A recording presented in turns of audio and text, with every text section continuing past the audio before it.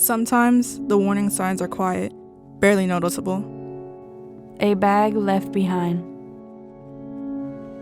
A door left open when it should have been closed. A stranger where they shouldn't be. A message that doesn't feel right. A conversation that raises a red flag. When something feels off, trust your instincts. Speaking up keeps our schools safe. If you see something, say something. Tell a teacher or staff member and report it right away. Your voice matters. Your actions could save lives.